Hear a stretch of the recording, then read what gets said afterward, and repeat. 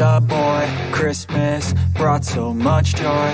Couldn't wait for the presents and laughter. I couldn't sleep late at night, looking for Santa with lights. Those are the memories I still remember. Then I became a man, lost sight of who I am, but right in front of me was the answer. 'Cause on Christmas I feel joy, and I turn back to a boy. The answer is to stay young forever. This is not a Christmas, this is not a Christmas song, this is not a Christmas, this is not a Christmas song, this is not a Christmas, this is not a Christmas song, this is not a Christmas, this is not a Christmas song.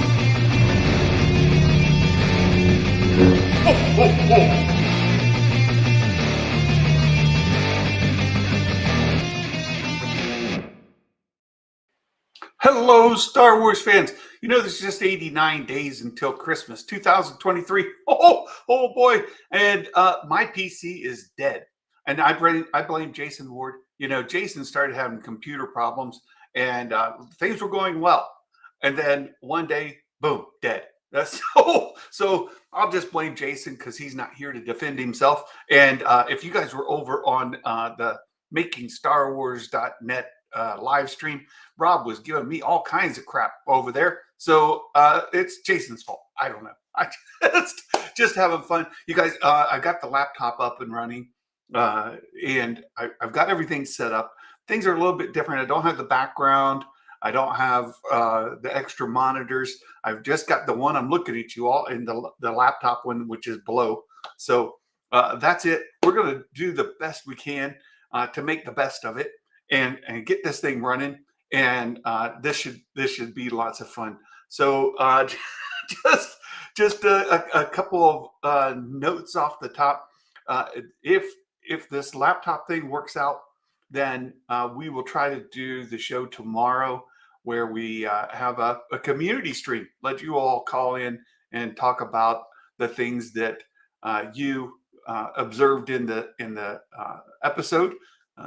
Ahsoka season 1, episode 7. If there's anything on your minds that you'd like to discuss, you can come in tomorrow to do that. If you're one of our channel members or a patron, so like the chat here is set up for subscribers, you know, that's free. You guys can click that subscriber button for nothing. It's free. The only reason we do that is to keep the bots out, and we really appreciate the support. One of the things that YouTube really likes these days is interaction with the live stream. So you all participating in the chat is gold. That's absolute gold for a channel like mine. It keeps us going. And of course, your support on Patreon and here as channel members help me do things like get my computer fixed. So that's good things too. And to do these great big giveaways, we're going to give away one of those vintage collection ghost ships next year when that comes in. So that's going to be another thing we do. So look forward to what's to come for the channel, things that we're still working on. So you all, there's lots of things. The elves locked me in the coal shed. Well, it is dark here. So there's that. Real Ben Maynard says, love the episode. Perfect way to build up for the finale. You know, I did too. I felt like there was some pacing issues with it as I was watching it last night. Some of it could have moved along, I think, a little bit better, but I am fine with it basically taking its time. I don't mind. I love the longer form. It's not as frenetic. It doesn't like make me feel like I got whiplash. We're able to spend some time with the characters. There's one thing that continually is bugging me, just personally, and what I've seen from different people that have watched it. And I've watched a ton of different reactions, mostly from content creators I've watched, people have enjoyed it for the most part, except Rob. But that's Rob. Who cares? No. No. Most people really have enjoyed it, but for me, I gave it a 9 out of 10. I'm still not enjoying Sabine's lack of any sense of urgency. And I think Rob did mention one thing. I really like that guy, Rob Sketchcraft. I like him. I gave him a hard time, but he made a really, really good point that the writer knows the result of the.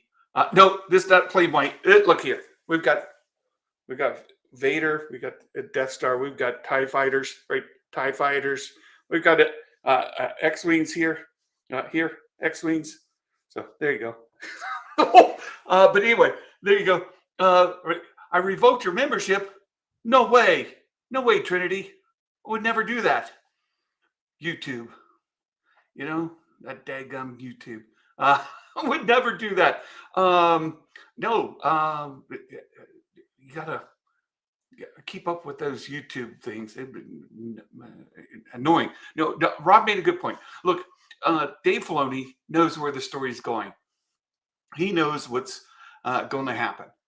And for some degree, the audience kind of knows what's going to happen. But the characters themselves, like Sabine, shouldn't feel like she's got all the time in the world because something is going to come about. She should have some sense of urgency. She got there. She got there as a hostage aboard the IS-Ion. She was released by Thrawn, saying, "Good luck out there. It's a rough place to live." She gets to Ezra, and Ezra's like, "Hey, I want to go home." She's like, "Let's talk about that later." No. I mean, come on now. There should be something going on, right? Something should happen. We should happen. Hey, Nikki, you're fine. You're fine. I love Nikki. I know what you're coming back for, and I've already looked ahead, and I agree with you. You deserve a half a point. You deserve a half a point because Thrawn all but said that he recognized Anakin Skywalker. So I give you the point, but I appreciate it, Nikki. So it's good. Look, I think Sabine should have a higher sense of his face said it all, but his reaction. That's right. He's like, "Oh, Anakin Skywalker. That means she's going to be this, that, and the other thing, right?" So she's going to be unpredictable and dangerous. Well, how does she know that, right? Trinity says, "I think it expired because I got a new card. I'll be back." Oh, okay. Thank you, Trinity. So I just think that Sabine should have more of a sense of urgency in getting back home and telling Ezra, "Hey, we got a problem. I came here as a hostage with some of Thrawn's folks, and he sent him. He sent me out here to find you. I think we better be on the run. Something. There should be something." Hey, Sabersmith, you're over. I think it's afternoon, evening for you. Good to see you. Thanks for joining the stream. So that's my nitpick, right? That's my nitpick. Overall, it had all the Star Wars for me. And as we go through the rewatch here in a moment, I'm going to point out some things.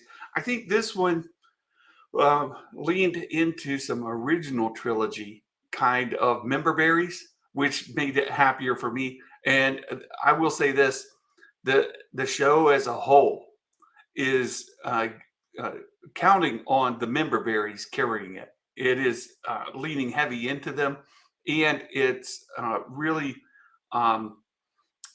for Star Wars fans. This series is for Star Wars fans.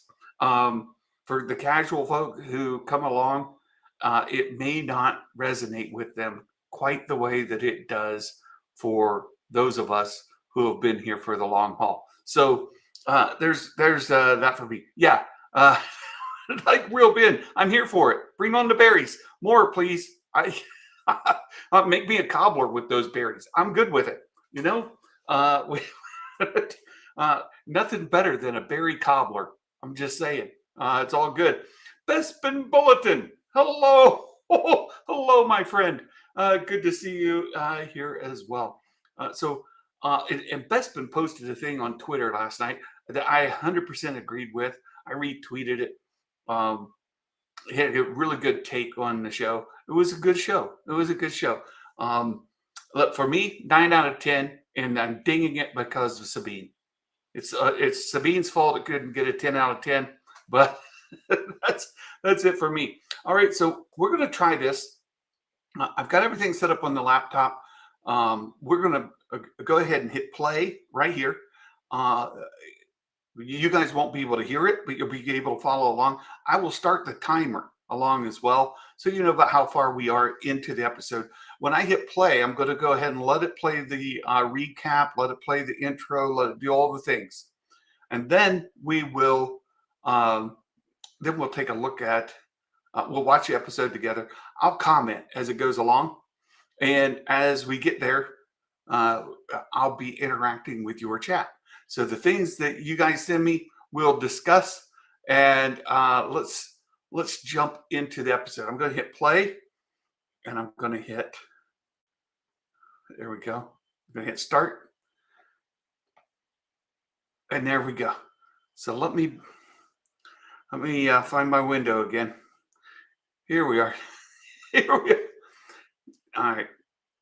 Yeah. Now you'll see too that there's a shadow over top of the screen to make it a little bit harder to see. That's again on purpose to make sure that the YouTube and the Disney and the Lucasfilm don't come looking for Santa.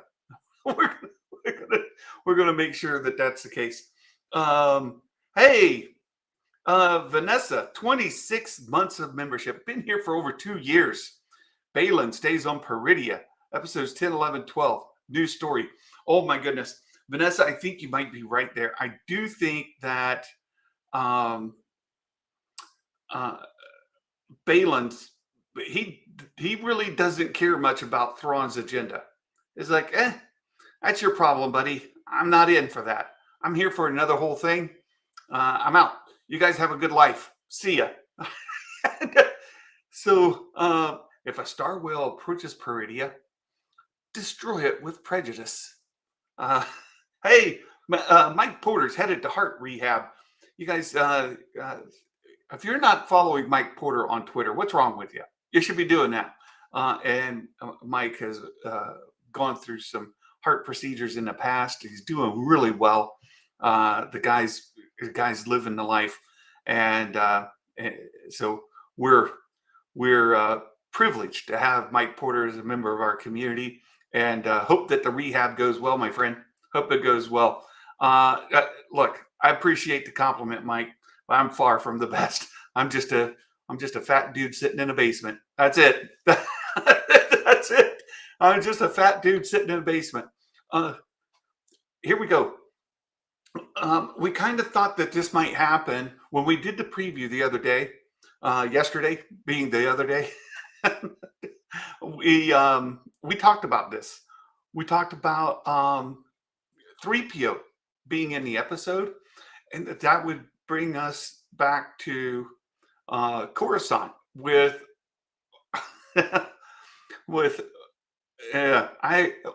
Shade. She says, I protected the New Republic by ignoring you. Yeah, General Syndulla. Hera's there. Carson Teva comes in, says, "Nope, I didn't get what you wanted." This is Kaz's dad. If you watched Resistance, you know the annoying pilot there, the main character Kaz. This is his dad. What a tool! What a tool! I just think that Chopper needs to take him out back, take him to the woodshed. It was the way we used to say it back in the day. Oh, you can't do those now. But I'm telling you, back in the day, you used to take somebody out to the woodshed. That means you were you doing a little corrective action. That's yeah. If hey Garth, thank you so much for the super chat. Wow, that's very very kind of you. What Star Wars character from any lore, including the EU, do you want Ryan Johnson trilogy to focus on? Personally, I'm hoping for Plagueis. I've said this before, Garth. I would love, just because Ryan Johnson did a really good job with the murder mysteries. Um, I would, so I think he's pretty good with mystery writing. And if we were to send him to the Chiss Ascendancy and do a story arc on the Chiss, involving some sort of mystery out there, maybe feature Thrawn, I would be up for it. I'd be up for it. So I love Mon Mothma, recognized as 3PO. This is a great way to bring it in. I saw some folks mentioning that it might have been, and this was Rob and Rob Sketchcraft over on Making Star Wars, said that it might have been nice to have R2 come in. I object in the strongest term. We object. so, so here it says the transcript shows that Senator Organa did approve this thing that that General Syndulla's been doing. He says, "What?" So he said, "We can't accept evidence from a mere droid." And then Chopper's like, "Well, hey, I'm going to throw hands. We should." I'm just loving Chopper's. Yeah, Leia's leader of the Defense Council. That shuts him down. This guy's got to shut up. Yeah, I don't think that's Akbar there either.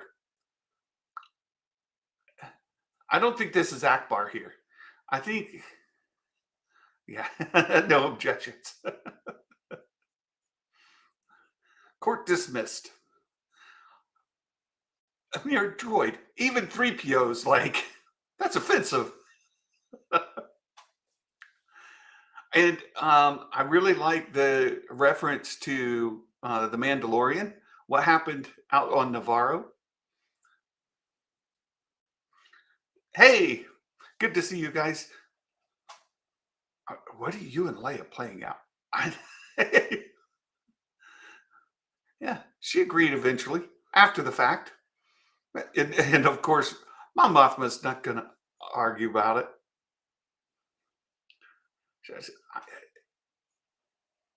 How real is this threat?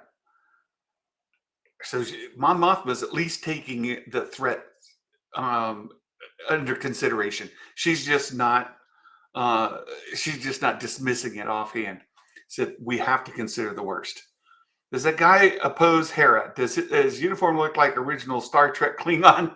Oh, Mike Porter, it's not too far off. It's not too far off. There's a Monkar admiral who's not Akbar. And there's our hyperspace tunnel. And I know Matt Risbin keeps saying it's a fake tunnel. But here's the thing, Matt. It's hyperspace and it's a tunnel.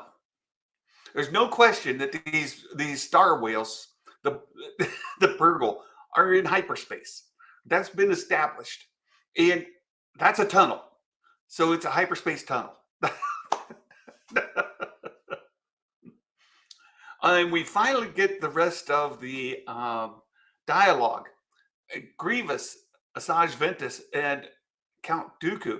So look, this is before Dooku was killed, right before he beheaded Count Dooku. So that's an important timeline note on when this lesson came, right? Bespin says, so when Ahsoka began, it was around the end of season 2 of Mando. They've now referenced season 3. Does Ahsoka take place over the course of around a year? If Favreau's timeline is accurate. I think Favreau's timeline is not accurate. I think that's the first place to start. Favreau, he doesn't know. He was just making up stuff on the spot. He's tired. He's answering questions, and he made it up. I and and so I think he's wrong. But does it take place over the course of around a year? I don't think so. I think it's shorter than that, um, less than a year. The sense I get is um, a course of a few weeks, maybe months, maybe a few months. Uh, Tinfoil. I love tinfoil theories. I have my own tinfoil hat theories, and Rob loves to give me haze me about them. Says maybe we get a scene where it cuts to the New Republic people with the same sort of alert from Carson, who's on patrol, who sees the Chimera. Oh, look, I think Ben. I think it might be more than that. We might see the Chimera pop in at Coruscant and Thrawn announce himself. It could be um, that direct. Um, Maybe not, but it could be that direct. Yeah. Favreau said to add time between Boba Fett and Mando. He wanted a departure of Grogu to feel longer. Yeah, and I think you're right about why he said it. I just think he's wrong. I love this. You're you're assuming that these star whales brought us to the right galaxy, to the same system, or even to the right planet. Like we don't know any of that stuff. We just came here blindly. You don't know where we're going. I love his sass, and he goes, ah, it's good stuff. It's, it's really good stuff. The dialogue there. Uh, we're exiting hyperspace now.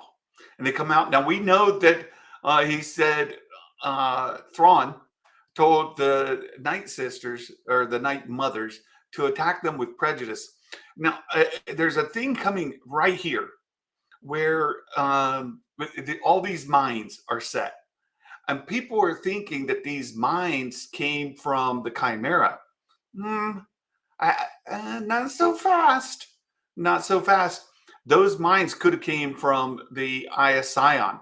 They could have brought the mines with them, and they placed them because people were thinking, well, why didn't he use mines, bombs, all this stuff against uh, Ezra? They've been there for all this time. Why is he leaving Ezra out there to do Ezra's things and not like going after him? Oh, here we come out, and there are mines everywhere. Of course, the Purgle are taking them like champs. They're like, this is not good. But it's not killing them. It doesn't seem to be causing too much damage to them. But yeah, Morgan Elsbeth deployed the mines. Could have deployed them from the IS Scion. Yeah. I don't want to be a cheeseball that loves Huyang, but I do. I do too. I love him too. Where on Discord are the prediction results posted? They're posted on the Ahsoka Spoilers channel. Trucker Mark, I hate that the Emperor drop was loose and it left the sequel movies in play. Well, for folks that don't like the sequels, I understand that. But they're definitely putting them in play. And we'll get to that statement here in a little bit. Trucker Mark, good to have you in the chat. And so these mines, they get clear of them. And you notice how far out the mines are? The mines are out beyond the ring that's around the planet. And it said we found the enemy, and there's the IS Scion. So I think it's very possible the mines were deployed by Morgan Elsbeth, and they were from the IS Scion. And the reason that Thrawn didn't use them is he didn't have them. Yeah. Now there's other arguments about Thrawn, the Chimera. Why didn't Thrawn bring the full force of the Chimera down upon Ezra? And that's a discussion worth having. But sometimes things happen or don't happen because of the story. And on all these kind of things, when you start talking about plot elements and things that are would have made sense versus things that actually happened, I go all the way back to A New Hope when C-3PO and R2-D2 jettison out the escape pod, and the Empire, they're shooting down the escape pods as they're escaping. Boom, boom, boom. They're shooting them down, and then here goes one. Oh, let's not shoot that one. Right? It's only got droids on it. Nobody cares. Oh, come on. You would shoot it. So it was a plot convenience. Why didn't Thrawn um, take care of Ezra over these last years? I think there's lots of reasons you can come up with it. Can they stop calling them star whales? Call them what they are, Purgles. They'll get the name. Yeah, there's the yes. Yeah, they were saving their laser batteries. Yeah, who needs practice? It's not like stormtroopers are so accurate they don't even need to practice. They always hit their target first shot. Yeah, no reason to waste our resources. Yeah,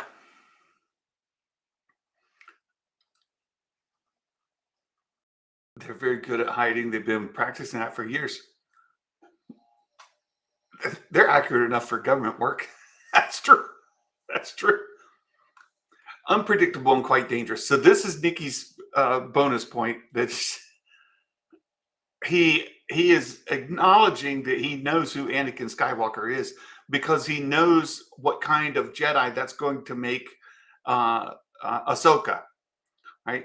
I can deduce what kind of Jedi Ahsoka is going to be on because I know what kind of Jedi Anakin Skywalker was. And you go back to the novels and you see that Thrawn indeed did know Anakin Skywalker, and he worked alongside Darth Vader, two different eras. He worked alongside both of them. He went on missions with both of them, two different time points. Before he left the Chiss Ascendancy, he came and visited, and he went on a mission with Anakin. He went back to the Chiss Ascendancy. Later, he gets kicked out of the Chiss Ascendancy. He ends up going back to the Empire, and the Emperor puts him on a mission with Vader. The best feeling about this show is I have some younger cousins in Germany. Got a message from them saying how much they love this show. You know, I said this before, Ben, is that these shows are going to be what Star Wars was to us when we were children. And for like a lot of folks that are like my good friend Star Wars Meg loves Rebels, and for her that's a core Star Wars for her. It's part of her Star Wars core, right? It's right in the center of it, along with movies, the prequels, right? She's a big prequel stan.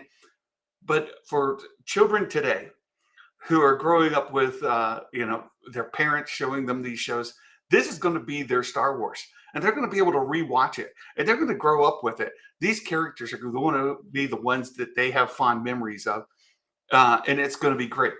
So here we go. They he gives a little quick synopsis that Ezra told him some of the things that have happened. And this is, again, what annoys me is that Sabine doesn't want to tell him what's going on. She says it's complicated. Let's talk about something else. Getting home is kind of important, he says. And she's like, it's not that important. What? Well, Ahsoka took me on as her apprentice. What? I mean, what? Why? Congratulations. Yeah, you trained a little before, back when I was first learning. There's a note back to, of course, his Jedi master, Kanan Jarrus, and she did train with the Darksaber with Kanan Jarrus back then. Chiss Skywalkers. Yeah, we're not going to get into Chiss lore. We're not going to get into any of that. I'm still holding out hope beyond hope. that Thrawn is going to mention that some greater threat to the uh, galaxy. Oh, here we go. Another really critical narrative going on. Balin and Shin. Boy, I love these characters. I need myself one of those outfits so I can, cosplay as Balin. I've already got part of it. But he wants help from the Great Mothers to show him, where's Ahsoka? She's out there. I need to know where she is. Now, there's an interesting thing. So some people were saying that one of the complaints here is, why did he pull the ships out and seem content on leaving her, and now he's having them locate her? He doesn't need to waste resources. He doesn't want his pilots being killed in the whale graveyard. So Thrawn, he always cares about the lives of his crew. He doesn't want to needlessly sacrifice them ever. And you go back through the books and you read them. There's another thing happening right here that distracted me just for a moment, because I asked, how are these whale bones getting stripped down? Like, if the whales go there to die, what strips down the bones in space? Well, now you see it, right? You got these little things crawling through there. That's what's doing it. But he did. Thrawn tries to protect lives. He doesn't needlessly waste them. And if there's at least one, yeah, this is good. Ezra, hey Sabine, you come find me. You can at least tell me what's going on, right? This, to me, what's happening right now goes back to Luke and Leia. Luke, when he falls in Cloud City, he on Bespin, right? He falls through and he calls out, Leia, Leia, and she hears him. She says, Luke. She says, Ahsoka. This is original trilogy right there. That comes from Empire Strikes Back, big time, big time. Yeah, Thrawn cared about the crew in original trilogy as well. He was concerned about wasting troops even on those. Just finished the trilogy and got mad at Niles Ferrier. Right. So he cared about his troops. He tried not to waste their lives. And there's one theory out there that Ezra's chainmail is actually made of stormtrooper dog tags. I don't know if I buy that or not, but if he's already killed that many stormtroopers and taken their dog tags, this chainmail right here, they were looking at the plating and how they're tied together. It looks like dog tags right there. Right there. You get a real good look at it. It very well could be. We don't have confirmation of that. But there could be a good reason why Thrawn has left Ezra here all these years. One is Ezra's already killed too many of these stormtroopers because he was trying to kill Ezra. He says, you know what? If I leave him alone, then I don't lose any more of my troops. And he is not critical to my mission anyway. My mission is to get back. I go back. I leave him here. Problem solved. So, yeah, Roll Farm Boy says, no, stormtroopers ain't got dog tags.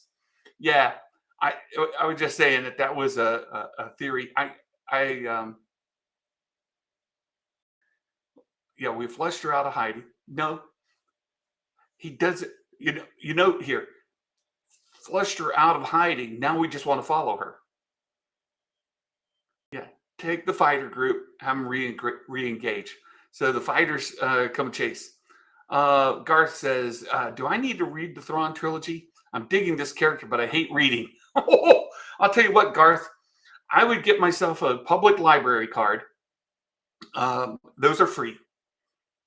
And I would install the Libby app, Libby, Libby. And then I would check out the audiobooks from your public library for free. The library card's for free. The Libby app is free, and you can rent the books for free. You can check them out for free. And I would listen to them on audiobook. They're really well acted. Here he goes. He says, go, take your place in the coming empire. She says, "You're not going to help?" He says, "Your ambition drives you in one direction. My path leads me in another." He's he's splitting off from her here. It's very clear. I want nothing to do with this. You go ahead and help Thrawn. You have ambition. You want to get some things done. You do this. You're on your own now. Congratulations. Only thing he doesn't do here is cut her Padawan braid, right? you've you've graduated. One last word of advice on your way out is impatience can lead to your own defeat, right? Sometimes being patient is the better act. You notice how these other guys, when they speak, they sound like um, Tusken Raiders. I noticed that when I heard it last night. I was like, they sound just like Tusken Raiders, the way that they uh, vocalize. And so here she goes. All right, I guess we're out. And on she goes.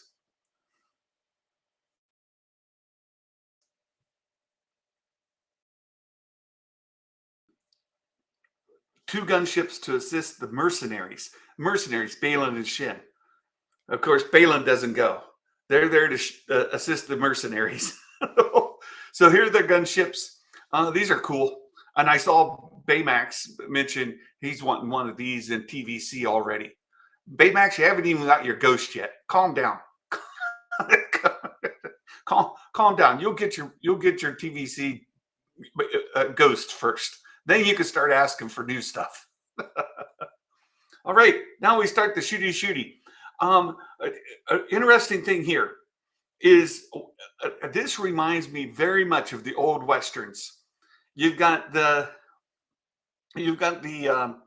caravan of like covered wagons making their way out west, right? They're going out west. They've got these covered wagons, and then out come the like Cherokee Nation or one of the Native American tribes, and they come down upon them to try to drive them out, try to get them off their land. And this reminds me very much of that. The entire sequence is very Western, like old Western, with the chasing and the shooting, the covered wagons. This is all right in line with it. It's perfect. When you talk about Star Wars being this mashup of Western or Kurosawa, the old Japanese movies. These are perfect. And throwing the rocks at them. Go away. You got the people on the front of the covered wagon with the guns shooting, and what do you end up doing? You end up circling up, right? You circle up the wagons, and you try to provide a defensive barrier to keep the attackers out. And that's exactly what he does here. He circles up the wagons. This is covered wagons, cowboys and Indians, like the old westerns. This is exactly what this is. Yeah, wagon trail. 100%. That's what's going on. Right?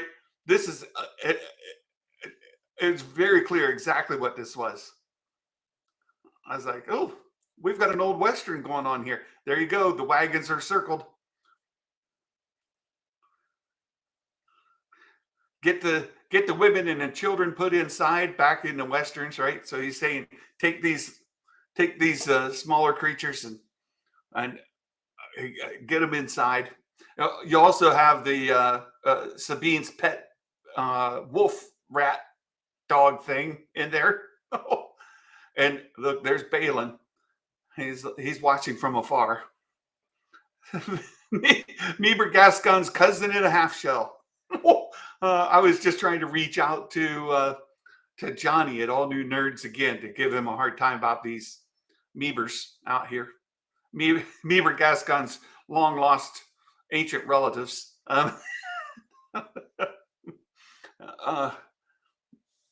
Here they come. Lock the door. What? And there, the space dog, right? The howler is in there, and this is good.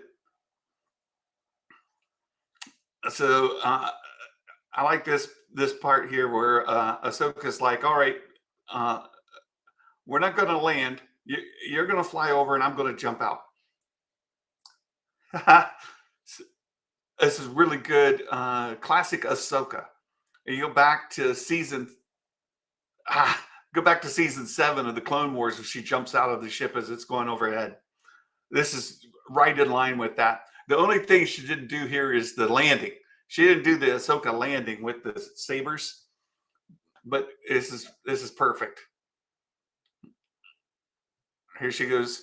And again, Baymax was complaining a little bit about the CG here, but it's a quick sequence, and you don't really look. It was that fast, and it's already over. Not bad, not bad.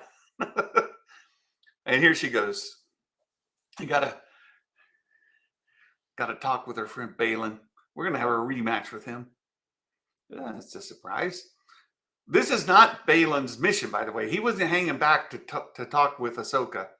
He was going to go his own way. He's just kind of watching over his former apprentice, see how she does. Fitz says, no superhero landing, but a 7 out of 10 for the landing. There you go. I don't have time for this. Yeah, I know. Too bad. We're going to do it anyway. And Ahsoka adjusts her style here. She's like, I'm not going to deal with you, your strength. I'm going to come in close and keep you from using these big, powerful swings, the big, forceful. Yeah, here, do your thing. He's like, no thanks. Here's your lightsaber. You take it. He's like, no, you keep it. Some people are comparing this back to the Luke Skywalker in Last Jedi. Not the same. Not the same. I gave it to you. It's yours now. The Force is my ally. It's all I need. Yoda line. The Yoda line. He gets up close, hand to hand, uses the Force. So it's perfectly fine. I'm fine with this. It's not Luke tossing the lightsaber over his shoulder. It's not him saying, I don't need this weapon. I'm not going to go in with my laser sword. He's not doing that at all. He's just saying, I think you're going to need it more than me. I've got this. I've lived here for all this time. This isn't my first rodeo with these guys anyway. He's fought them before. And he's been there long enough. He's run into these folks, right? I don't need a lightsaber. I've lived here all these years. I've fought these guys plenty of times, right? Garth, what's your favorite? Another $5 super chat. Thank you for that, Garth Knight. Bless you. Appreciate the super chat. He says, what's your favorite movie of the 9 in the Skywalker saga? My favorite would be Empire Strikes Back. I'm an original trilogy dude.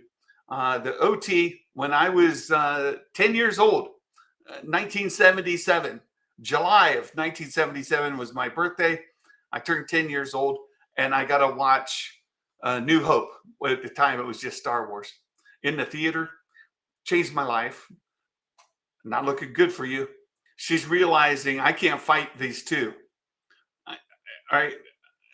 I can fight one at a time, but I can't fight the two. I love what's coming. So here come the drop ships. So that started my love affair with Star Wars. And then Empire Strikes Back, by far my favorite. The original trilogy will always be my favorite of the entire saga. I don't have to. And then after that, I go to so if I just group them by trilogies, I go original trilogy, sequel trilogy, prequel trilogy. And for the sequel trilogy, I go in order 7, 8, and 9. 7's my favorite of the 3, then Last Jedi, then Rise of Skywalker. So she gets off on his howler, right? And this is the scene Jason Ward described to us back in April of this year. Back in April of this year, Jason Ward described this scene of Ahsoka riding what we presumed at the time was a Loth Wolf into battle with Ezra and Sabine. We had lightsabers. We had stormtroopers surrounding them. This is all in Jason Ward's story from way back then. Actually, it wasn't on Lothal. It wasn't with Loth Wolves. It was here. So this is the scene as it was happening. Like, this is Jason's scene. Of course, it wasn't Jason's, but it's the one he reported. Fitz is being naughty in the chat again. Fitz, you're being naughty. Where's Balin's skull? Oh, Balin ain't interested in your mission no more. Pulls Sabine out of the fight, and then here we go. We've got all these stormtroopers coming in. All these stormtroopers. Oh boy, what's going on? What's going on? It ain't looking good. And I love this dog. Right? He already got criticized. Sabine criticized him for being a wimp. Destroy them. He's like, wait. This is a Han Solo moment for me. I go back to the original trilogy. This is Han Solo, right?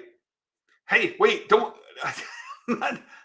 This is a perfect with the hands up and the wait. Let's talk about it. Like, that reminded me all the way back to New Hope.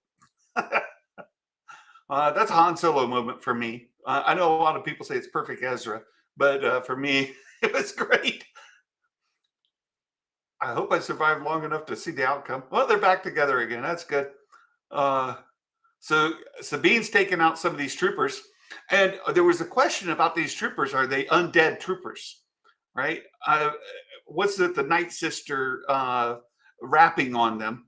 And have they been reanimated? Are they actually full of Night Sister magic? Will they evaporate into smoke? Or are they going to just get up like zombies? You know, you knock them down, they lay there for a minute, and then they kind of jerk and they get back up. We're like, are they going to get back up? Are they going to fight? Are they undead? What's going on? Oh my God. Yeah, they didn't evaporate. In the grand scheme of things, this first match with Tano is a success. And I love that Thrawn, he can see a bigger picture than Elsbeth. Look, our cargo transfers are almost complete. Somebody pointed out that they were just counting the cargo containers in this chamber. Well, it's not to say that this is the only chamber that's being filled with these containers. This is the last chamber being filled with these chambers or with these containers. And the other thing is, why wouldn't you just keep the stormtroopers there to load them faster so you can get out of there? Remember, these containers are in the catacombs. And if you've ever gone in like an old cathedral, you've gone into the catacombs, but someplace, there's typically small passageways that maybe are only like one way. So you've got to let people go through before you can go the other way. And so having 100 people doing it versus 10 people doing it may get you no increase of time, right? It may not help things at all. So I'm like, he had these troops, these night troopers, right? They still can't shoot. They still can't shoot. We gotta, yeah. Here, I thought that she might actually turn, and I still think the theory. If you guys were with me the other day, I still think she could be a stand-in for Mara Jade, not Mara Jade. And again, Jason Ward taught me this a long time ago. They're not like taking characters and just saying, clone that character, right? They're just using like an archetype, right? And Mara Jade worked for the Emperor, turned and partnered with Luke Skywalker. Both were Force users. So here we have a Force user who works for the Empire. Yeah, right? She's going to work for Thrawn. She's right now a mercenary. She's going to work for Thrawn. She leaves to come alongside Ezra Bridger, who is the archetype of Luke Skywalker, right? So Ezra's Luke, not a one for one again, not a one for one. Ezra's Luke, and Shin could be Mara in that archetype. Again, I'm not saying it's a one by one, right? It says Thrawn destroys Ahsoka's ship and kills Hu Yang. Oh no, don't kill Hu Yang. I feel like they're setting that up. Hope not, because I love the character of Fear. Oh no, the royal, that would be terrible. No, no. I think I might be going home after all.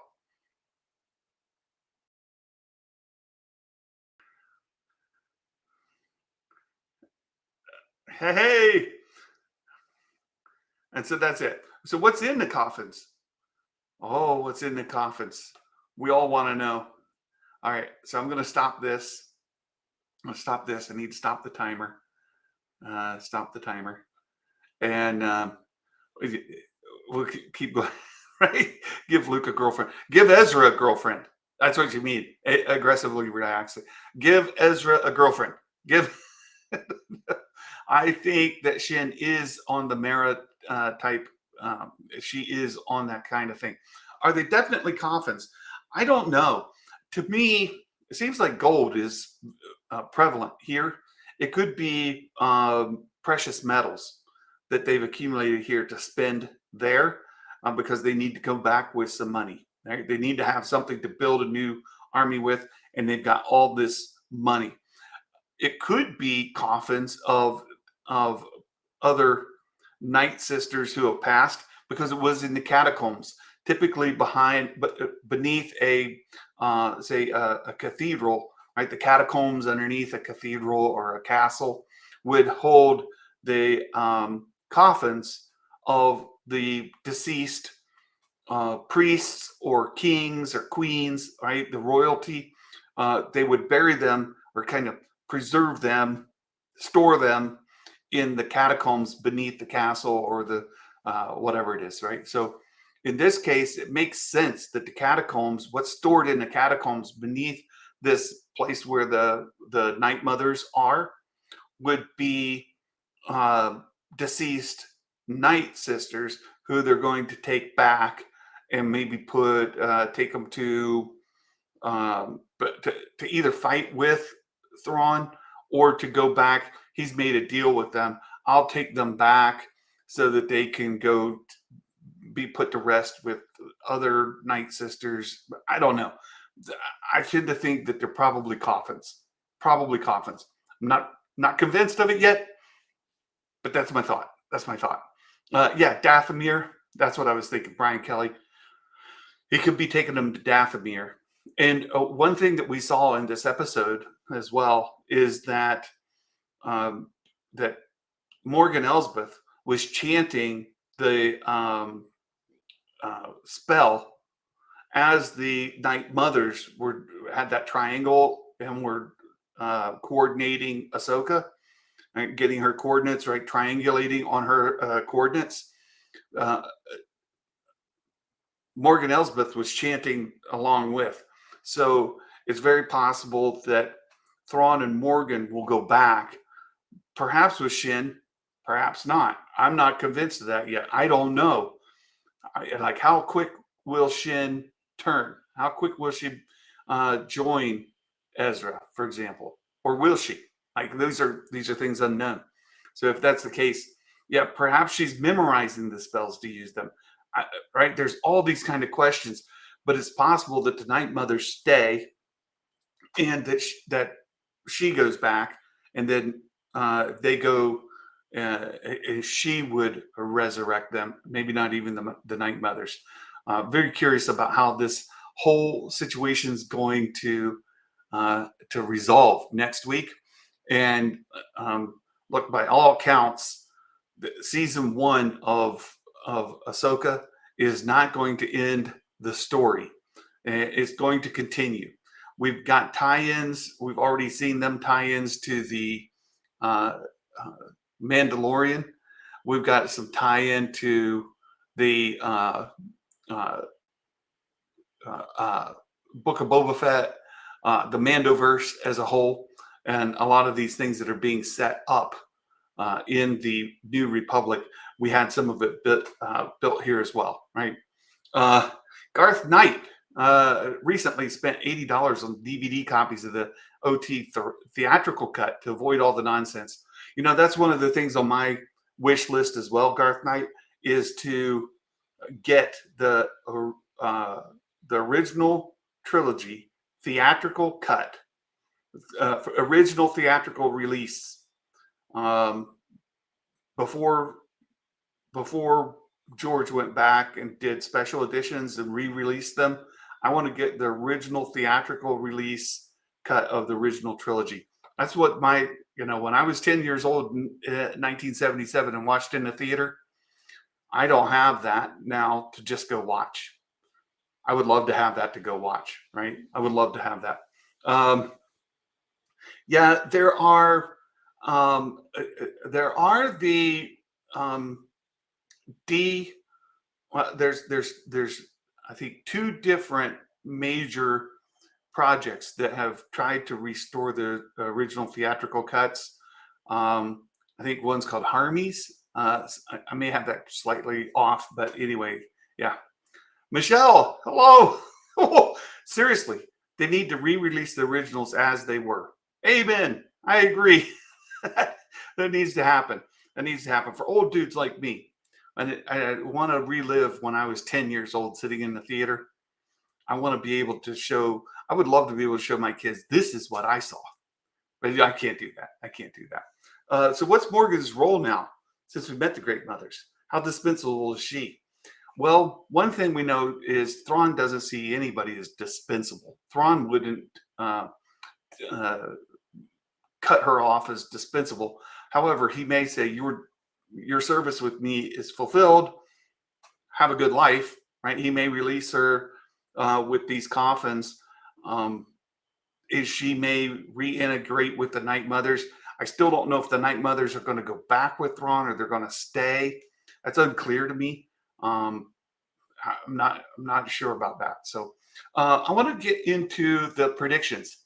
So one thing we do here, and you see the Wall of Fame for Episode 6, Brian Kelly, Jedi Master Fox, Skywalker's Academy, Dale, he's right there, Corlo Rin, KG, who's been in the chat with us, Mumbo Jimbo, Philly Sky Guy, and RF Gaming Channel, all did as well or better than me on their predictions last week.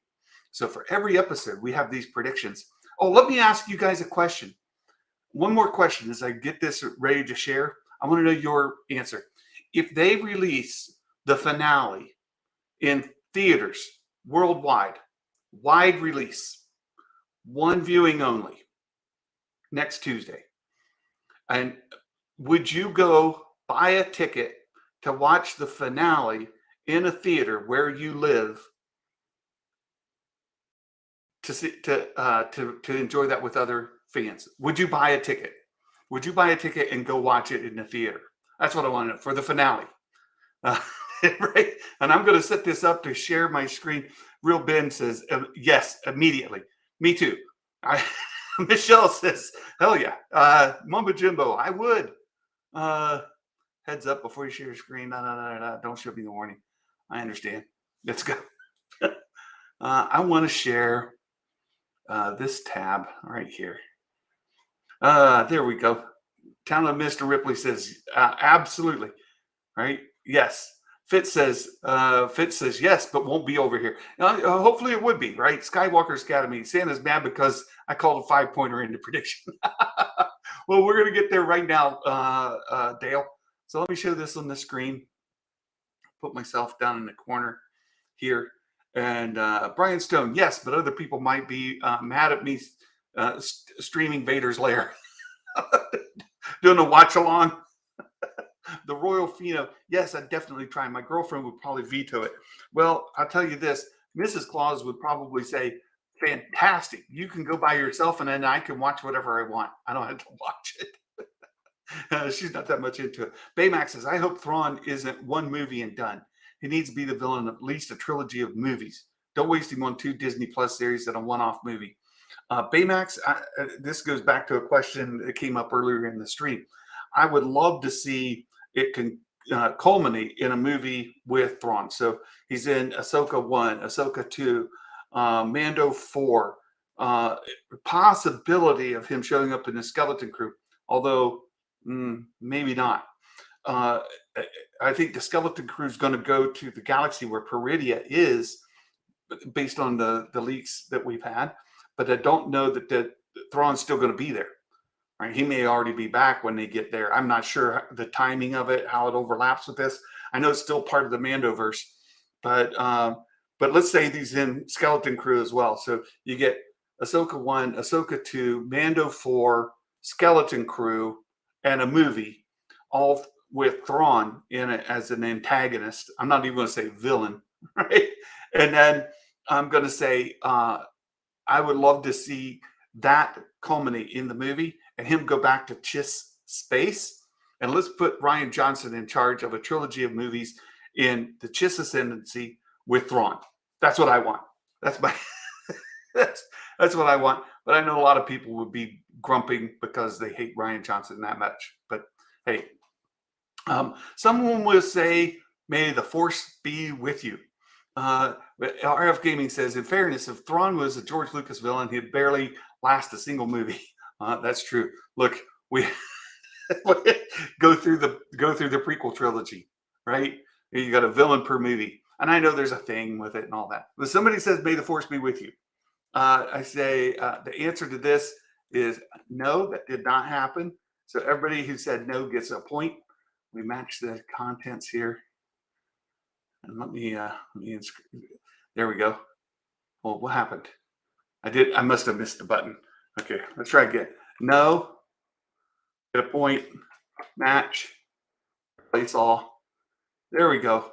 19 people said no. So let's see. We've got 31 people who took it. 19 said no. Someone will be killed. Non-droid. Yes. Oh, now, just to clarify, not only did we have those troopers get killed who may or may not be dead. Remember that Making Star Wars shared months ago that these troopers were reanimated through Night Sister magic. We didn't see evidence of it in the episode, but let's say they're not dead for whatever reason. Let's say that, but we did have the others who sounded like, who wear the red armor, and they sound a lot like Tuskens. Some of them were killed. So we'll say yeses get the point here. And out of 31, we had 31 of 31 say someone was going to be killed. A droid is referred to by name. Yes, we had 3PO. I see at least one no in there. We had 3PO mentioned by name. So 30 people, 30 of 31. Just Brett. Brett, you're the only one. Hey, KG, good to see you. A ship will fire on another ship. I was worried about this for a little bit when they came out of hyperspace and with the Purgle, and it was the mines. I'm like, oh, please no. But please don't let it just be mines. Ahsoka needs to have another ship fire upon her. When they got through the minefield, I was like, oh no, oh no, oh no. I'm not going to get my point. But then thankfully they sent the ships out and the ships fired on her ship. And I said, oh, point for Santa. We'll see the inside of a hyperspace tunnel. And regardless of whatever Matt Risman says, they were in hyperspace and it was a tunnel. So this is a hyperspace tunnel. Yes, there was a hyperspace tunnel. And so of the 31, 23 people said yes. Santa said no. I missed that one. Lightsabers will cross between different combatants. This one here, I took a big chance on because I wasn't sure if the Making Star Wars story, that scene was going to happen in this episode or the next. I was afraid it would be set up for the next. It would happen here, but I got it right. Yes, we did have a lightsaber battle between different combatants, and both with Ahsoka and Balin, as well as with Shin and Sabine. So yes, a named character from another show or movie appears. Well, yes, they did. We had C-3PO. We had Mon Mothma. We already knew that from the leaks that 3PO was going to be in there. So 26 of 31 got that one correct. Someone will use the Force observably. We were thinking that perhaps we were going to see how Ezra uses the Force now, and that did happen. That did happen. So 31 of 31 said yes. Good job, everybody. Good job. A flashback scene. It says, was it Akbar there too? We're not sure that was Akbar.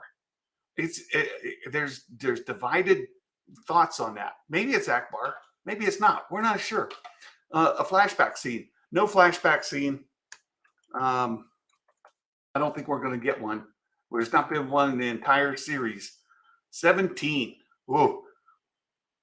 Only half. A species of droid talks in another language, subtitles. You know, you were thinking perhaps those little crab-like species would, right? But they've not been subtitling them. And we didn't have a Rodian this time. So Rodian didn't take care of it. So there's that. Well, he didn't say, the noti. Michelle, no, they didn't. I love those little noti, but they did not give them a subtitles, right? No subtitles. Let's see. Was it Aratus? Oh, the Garth Knight. Garth Knight was the Mon Call there. Was it General Radis? It very well could have been. That's a good point. You're the first person that's brought up Radis, and you might be right. Yeah, I think you might be right. And Meg looked it up in the credits, and they didn't credit the Mon Cal. They didn't give him a name in there. So we'll have to wait for something to come out later to give us his name. But you may have just nailed it. You may have just nailed it. Good job. Yeah, I thought Dale agrees. He says, I think Radis would have fought Zeno as well. But that guy was just quiet. He didn't say anything. So we didn't get any subtitles. I saw there. All right, now we get into the bonus questions. So just so folks know, let me go down to Santa here, right? Let me go down to my prediction. A noti slingshots an attacker and hits them in the head. This counts as a gimme. It's was in the trailer thing we got yesterday, the preview. So Santa gets 1 point right there. so 10. You've got to get 10 or more to make it onto the Wall of Fame for episode 7. 10 is the target. I already see a couple 10s in here. Barry Skywalker right there with 10. Baymax says Ahsoka will ride on one of the wolf creatures. Yes, Baymax, you get the bonus point. Come up short. Nika Tertius. Loth Wolves saved the day. No, the Loth Wolves didn't. Ahsoka rode in on a Loth Wolf. It wasn't even a Loth Wolf. It was a Howler. So I have to say no. I think we see Ahsoka turn up halfway through the episode. Ethan says it was before halfway, but I'm going to say I'll give you the point because Ahsoka did show up. We'll see Leia briefly. Barry went for the bonus, but still makes it on the Wall of Fame with 10. Mumbo Jimbo says Radis died in Rogue One. Oh, poo. Well, it's not Radis then. Brian Kelly says Radis was killed at the end of Rogue One. Okay, so it wasn't General Radis. Dang it. Okay, I'm wrong. We see Anakin in a hologram. Yes. Ahsoka thanks Hu Yang for the story. Ducky Momo participating. No, she didn't. Thank you for the story. Ahsoka and Hu Yang make it to Peridia. Brett Phillips. Yes. 3PO is in the episode. Jedi Master Fox went for the easy point. 1 point. Yes. Ahsoka confronts Thrawn, jumping Jamie. No, she didn't make it. She didn't make it. She confronted Balin, but not Thrawn yet. Zepho are alluded to or mentioned. Daniel Fisher. I think there's a chance. But no, they weren't. I'm convinced that they're going to be part of Filoni's story at some point, but no. Anakin will make appearance. Yes, Brian Kelly makes it to the Wall of Fame with 10 points. Congratulations, Brian. Made it on again. There are Togruta in this galaxy. Chillmonger. Oh, there's only one Togruta, and it's Ahsoka. I'm going to say no on that. Uh, uh, Thrawn figures out about Anakin. Dawn, he does learn that Anakin is Ahsoka's master. I'll go ahead and give you the point on that. Aggressively relaxing. We dedicate this stream in memoriam of, or in memoriam of Radis. Thank you, aggressively relaxing. We see Zepho statues. Fitz.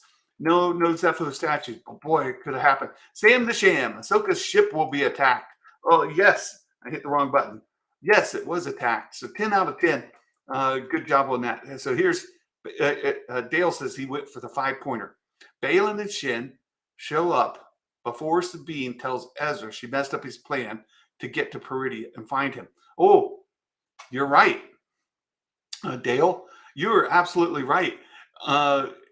They did show up, and Ezra, Sabine still has not told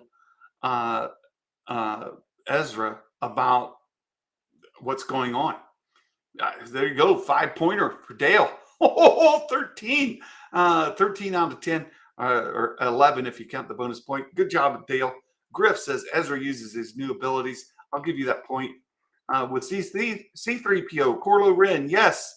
Chopper interacts with C3PO. Whoa, did he? I mean, Chopper reacted when they said a mere droid, but did he interact with 3PO directly? I'm going to say no. Jonathan didn't give us an answer. Ahsoka's ship will be shot down by TIE fighters. Timo. Oh, no, she actually landed and it was hovering there at the end. If one of the crab people died, it makes me sad. Jason, no point for Jason. We see a protocol droid. Well, we saw a protocol droid. His name is C3PO. Oh, I'll give you the point. We see Ezra's new technique. Yes, I'll give you the point.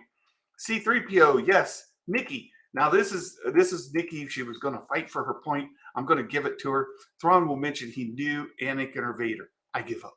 She says. Thrawn will mention he knew Anakin or Vader. You know what, Nikki? This would have been a 5-pointer.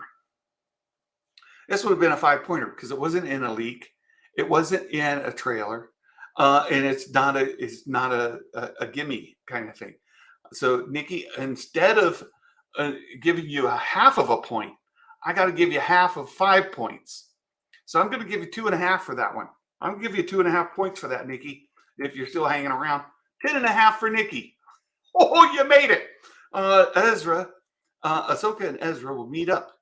Ahsoka and Ezra will meet up. Stelina, I have to think about, is this a 5-pointer or a 1-pointer? Ahsoka and Ezra meet up. I think that's a 5-pointer. I'll give you 5 points. How about that? Santa will give this episode a score range between 8 or 9 out of 10. Vanessa, you're correct, but I can't give you a point because it's in the rules.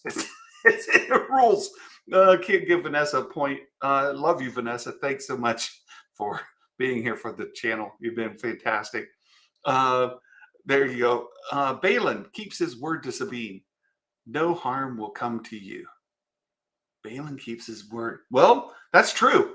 Baylan did not go fight Sabine. Star Wars politics. 5 points. I'll give you 5 points. KG, some of our beloved space whales, right? The Purgle and the Noties give their lives for our heroes. Oh, we didn't see anybody. It didn't see any of those die. So I say no points there. Scotty says, still up for debate? No. What debate? What debate, Scotty? What's up for debate? Hey, Garth Knight. Thank you so much for the super chat. He says, Santa, I'm sending this super chat on behalf of the bravery of Admiral Radis displayed in Rogue One. May he rest in peace. A moment of silence for Admiral Radis. Okay, there we go. There we go. There we go. Very good. Very good. Yeah, Sabine hasn't been harmed. And he had no part in it. So let's just go back real quick and look at who all made it onto the Wall of Fame. We had a good number of people make it on this week. We had, let's see, let's go here and go to the, nope, wrong. I want the background color. Hold on. I think I could go here. Here we go. Background color. There we go. KG onto the Wall of Fame. We get Star Wars Politics on the Wall of Fame. Stelina's been on the Wall of Fame before. Good to see that you made it. Nikki on the Wall of Fame. She's made it again. RF Gaming. Brian Stone. All on the Wall of Fame. Mumbo Jimbo. Oh, he's here in the chat. Good to see that. Mumbo Jimbo made it onto the Wall of Fame. Corlo Rin also made it onto the Wall of Fame. Congratulations, Corlo Rin. Skywalker's Academy. Dale made it to the Wall of Fame. Sam the Sham. Good job, Sam. Let's see. Who else made it on the Wall of Fame this week? Brian Kelly. Boy, Brian Kelly's doing fantastic. And you guys may notice, not only has Brian Kelly been on the Wall of Fame for like week 6, you see it going there in the scroll. I'll switch it over to the season leaderboard. You see Brian Kelly is also on the season leaderboard in line to win some Star Wars Santa merch, along with a handful of others here. So let's see, Brian Kelly, Jumpin' Jamie made it onto the Wall of Fame. Congratulations, Jamie. Great guy. Been a long time supporter of the channel. Appreciate it. Barry Skywalker made it on with 10. Ethan Frowen with 10 points made it onto the Wall of Fame. So there we go, everybody. Everybody made it onto the Wall of Fame for episode 7. You got one more chance. If you haven't played the game before, you can join next week when we preview episode 8, and you can put in your predictions for episode 8 and get a chance to make it to the Wall of Fame one last time on the season. And then we will throw everything together. Rural Farm Board, you missed a 10. That was just me. That was me. The only 10 I missed was me. I don't highlight myself, right? So that's the only one I skipped. Mumbo Jimbo said, had to hedge my bets in case C-3PO wasn't actually him, but it was different protocol droid. Oh, see? Mumbo Jimbo was thinking. He was thinking. He was like, oh, maybe the leaker saw a protocol droid and said, oh, that looks like C-3PO, but it's actually somebody, some other protocol droid. That's a smart move. Smart move. He did a really good job. Hey, you guys, that was episode 7. We're set up for episode 8. There's lots of questions that we want to have answered. What's up with the Zepho? Are we going to see any Zepho? I would love to have some reference to them. What about the Grisk? If you've been watching my channel, you know that I think that Thrawn has the Grisk on his mind. And I put in a season prediction before the season started that he was going to say something about a greater threat that's an urgency, or the Grisk themselves. Either the greater threat, meaning the Grisk, in some reference to them without saying their name, so that people don't get confused over the name, or that he would say Grisk. So I'm still pulling for that. Another thing that I'm pulling for in the finale is a cameo of Ahsoka Tano herself, right? Why did I just drop her name from my head? Ashley Eckstein. Ashley, I want to see a cameo of Ashley Eckstein. I want to see her face. I want to see Ashley make it into one of these shows as a cameo role. It would have been great to see her like sitting in the Senate or something like that. That would have been great. And then we want to know, what's Balin up to? What's he after? What's up with that? Thank you so much, Real Ben Maynard. Appreciate your support. He's been hanging around. Appreciate all of that. It's getting late for Fitz as well over there in Ireland. Appreciate it. It's after 9 o'clock. So thanks for hanging out with us, Fitz. You guys, I'm going to try to cut it off here. We have a Mike Porter dad joke. It's a really it's a really sharp one today. He did a really good job. He says, "What do you do? What do you do on Peridia if you want to remember something? What do you do in Peridia if you want to remember something? Well, you write it on a notey. You write it on a notey." That's fantastic, Mike Porter. Really thinking about that. Good job, Mike Porter, coming in with another really solid super chat. I mean, dad joke. And we did get one last super chat here on the day. Mumbo Jimbo, great show as always. Thank you, my friend. Thank you. You guys, I know the laptop is a little different, but I appreciate you all being here. I think it worked. We pulled it off. We did it. We made it. We made it together. I appreciate all your support. Tomorrow, if at all possible, we'll go ahead and do our community stream for our patrons and channel members. And then Friday, try to do a weekend review. And I've got a little surprise. Oh, there's another box. Last week, I did a wrap up of this is from Entertainment Earth. You guys see that? I did a wrap up of the Hasbro PulseCon and opened up